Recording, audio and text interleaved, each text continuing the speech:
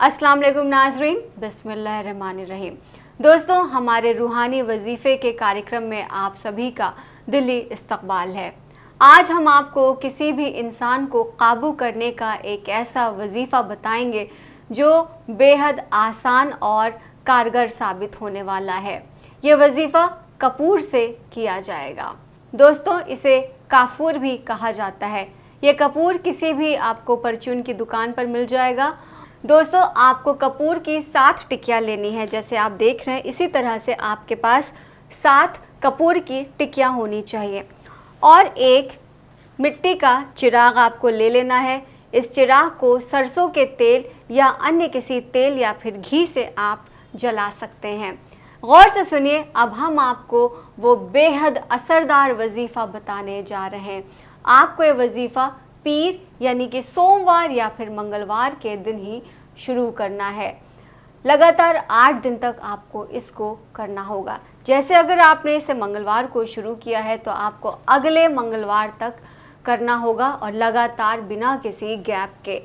ध्यान रहे, इसे दिन 6 बजे के बाद आप इसे कर सकते हैं, यानी कि शाम को 6 बजे के बाद आपको करना होगा, सूरज डूबने के बाद, सूरज गुरूब होने के बाद।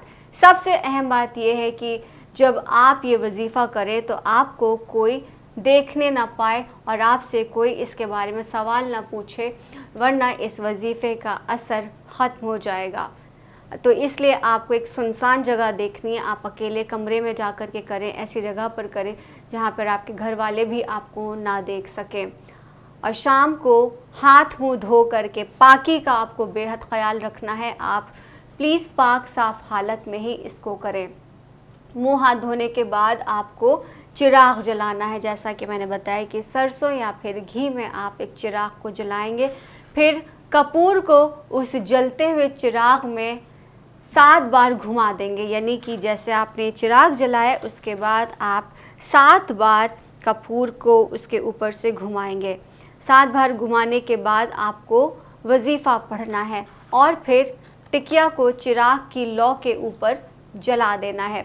लगातार 8 दिन तक वजीफ़ा पढ़ने के बाद आप रोज़ाना 8 दिन एक चिराग जलाएंगे कपूर के साथ। दोस्तों, 8वें दिन आपको नया चिराग लेना है, यानी कि 8 दिन के लिए आपको 8 चिराग की ज़रूरत पड़ेगी। सेम चिराग आप अगले दिन इस्तेमाल में ना लाएं, वो भी मिट्टी का होना चाहिए।